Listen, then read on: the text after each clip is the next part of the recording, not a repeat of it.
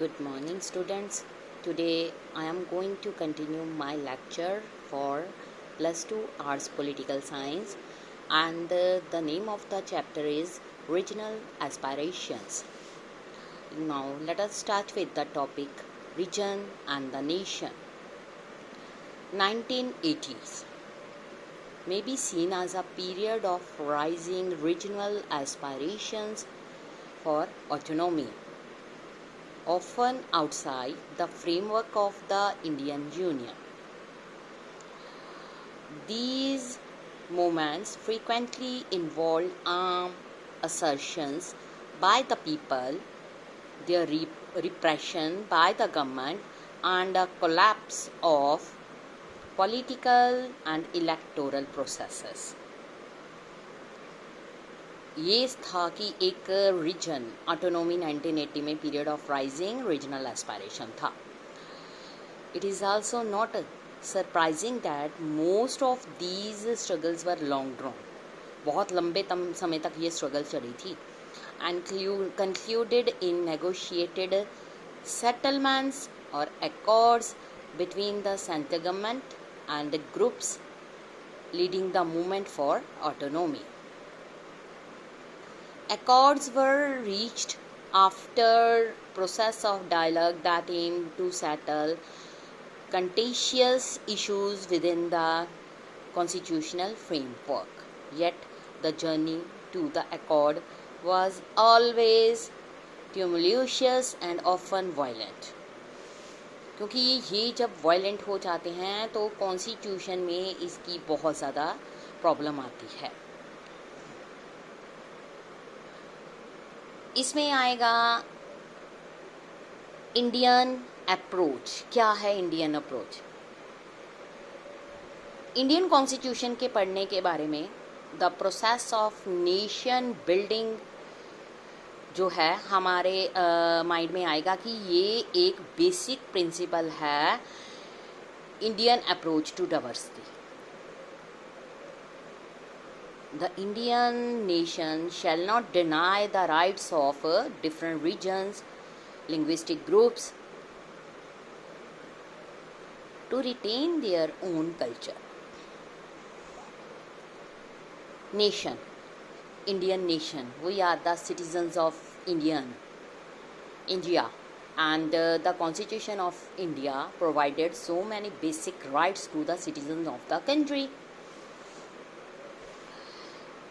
Indian nation कभी भी अलग अलग रीजन्स, लिंग्विस्टिक ग्रुप्स को उनके कल्चर से कभी भी रिटेन नहीं करेगा.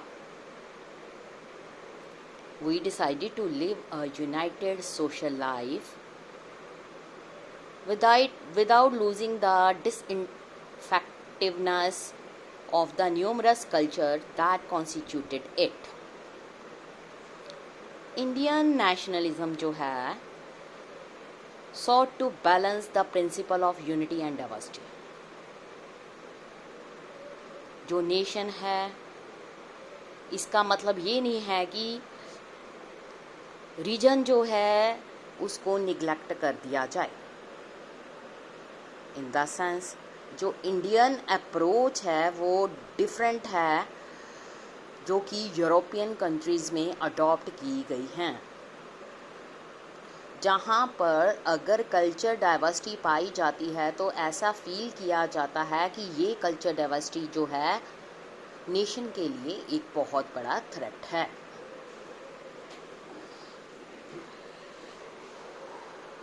जो इंडिया है उसने एक डेमोक्रेटिक अप्रोच को अडॉप्ट किया है. India is a democratic country where there is unity in diversity. जो डेमोक्रेसी है वो अलाउ करती है political expressions of regional aspiration, और ये नहीं देखा जाता एज एंटी नेशनल. जो डेमोक्रेटिक पॉलिटिक्स है वो ये अलाउ करती है कि ग्रुप्स जो है वो पीपल को ये अलाउ करती है और एड्रेस करती है on the basis of their regional identity.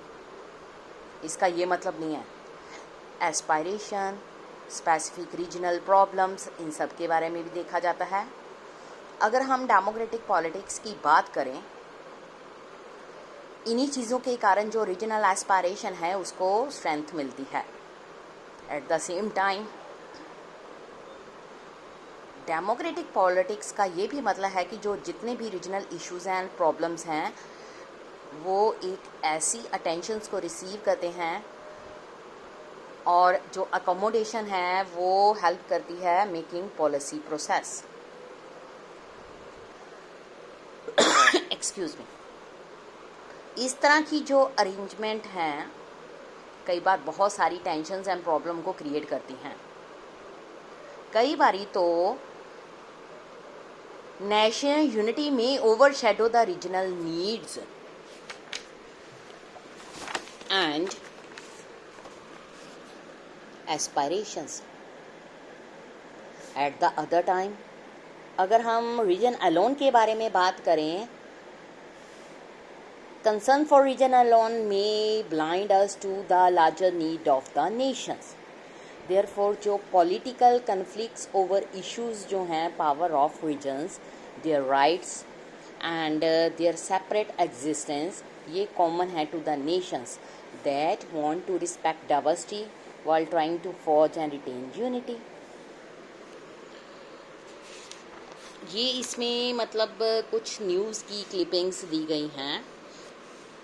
इसमें क्या बताया गया, हमें हर भारतवासी का सहयोग चाहिए अन्याय, शोषण व दमन के खिलाफ उत्तराखंड राज्य के निर्माण के लिए। अलग अलग लैंग्वेजेस में बेटा ये लिखी गई हैं। इसमें पंजाबी भी आएगी, उर्दू भी है, मराठी भी है। उत्तराखंड राज्य निर्माण ਲਈ ਸਾਨੂੰ हर भारतवासी का सहयोग चाहिए है। We seek support of every Indian against injustice, exploitations, oppressions for the creation of Uttarakhand state. ठीक है।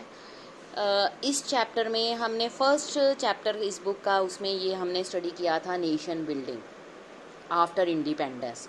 जो नेशन बिल्डिंग है, not something that can be accomplished once and for all times to come.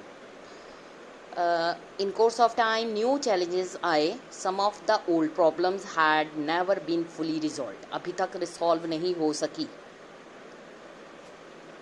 As democratic experiment unfolded, जो people have from different regions express their aspirations for autonomy. Sometimes these aspirations जो हैं expressed outside the framework of Indian Union. तो ये involve करते हैं long struggles, often aggressive armed assertions by the people. जो new challenges है came to the fore in 1980 as जो Janata experiment came to an end. कुछ पॉलिटिकल स्टेबिलिटी थी centre में। ये वाला डिकेड तो जो था remembered for some major conflicts various region of the country. Especially अगर हम बात करें असम, पंजाब, मिज़ोरम, जो development in Jammu and Kashmir, इन सब चीज़ों से रिगार्डिंग था। इस चैप्टर में हम स्टडी करेंगे केसेस और हम कुछ जर्नल इश्यूज और जनरल क्वेश्चंस के बारे में पढ़ेंगे। जो ये क्वेश्चंस अराइज होंगे इस चैप्टर में, first, which factors contribute to the tensions arising out of regional aspirations? How has the Indian state responded to these tensions and challenges? What kind of difficulties are faced in balancing democratic rights and national unity? What are the lessons here for achieving unity and diversity in a democracy? Nation. अगर हम पूरे world की बात करते हैं तो जो अलग अलग कंट्रीज़ होती हैं उनको एज अ स्टेट के नाम से जाना जाता है पूरे वर्ल्ड में। लेकिन अगर हम कंट्री की बात करते हैं या नेशन की बात करते हैं तो जो स्मॉल स्टेट्स होती हैं जितनी भी किसी एक नेशन के अंदर, वो मिलकर सब एक नेशन को बनाती हैं। India is a big nation, democratic country. Every citizens have the right to give the vote after attaining the age of 18 years. India is only country that accommodate unity and diversity, because in India there are so many people living in unity. They have different culture, belong to different religions, speak different languages, but India is a democratic country. It accommodate all these people, and all things are celebrated, problems are solved at the same level. There is no discrimination. That's why India is also called a secular state that have no particular religion of its own.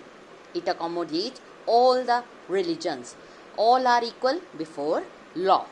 ये था chapter. इसमें अब start करेंगे. Next है हमारा areas of tension. ये मैं कल के चैप्टर में आपको आगे डिस्कस करूँगी. Thank you.